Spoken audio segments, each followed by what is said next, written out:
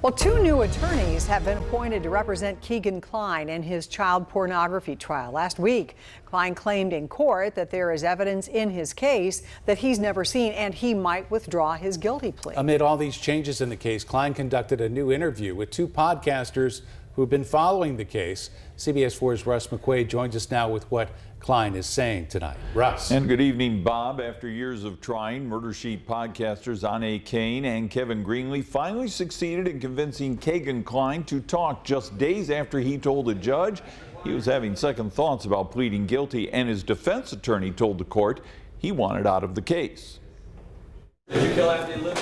Last Thursday was the first time we got a good look at Keegan Kline since his arrest 2.5 years ago. I mean, this time they took me right out in the hall and everyone's yelling at me, and it's like, man, it just sucks because I'm not a terrible person. Kline faces 25 counts of child pornography, solicitation, obstruction of justice, and identity theft for claiming he was a social media persona named Anthony Schatz, who was setting up a meeting with Libby German for the day she and Abby were murdered at the Monon High Bridge. Due to my dad, I mean, it's just crazy because, I mean, I was with him that day. He knows I didn't do that. Kline's attorney, Andrew Ackey, told a Miami County judge last week that his client claimed he had never seen the transcripts of his interview with a state trooper in the summer of 2020. I was like, Andrew, what is going on? How do I not see these after 3 years of being here? Kline told the Murder Sheet podcasters that he was stunned when defense attorney Ackey regretted not having taken an earlier plea agreement on his behalf. And then Wednesday, he goes, well, maybe we should have taken that 10-year plea.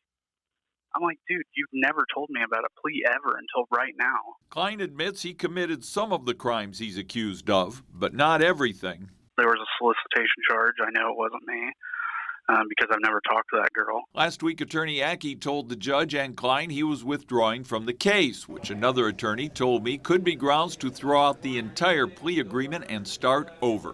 All of his constitutional rights are restored to him. They cannot use the fact that he admitted at his guilty plea hearing that he was guilty of these charges. That will never come back into play. These new lawyers may have to start all over again. Andrew Ackey did not return our request for a comment. Last week, Judge Timothy Spar gave both sides until this Friday to make sure Kline saw the evidence he said he missed. And now the judge has set a June 8th court date to decide if Kline can withdraw his guilty plea. Bob? It's a story we'll be following, Russ. Thank you.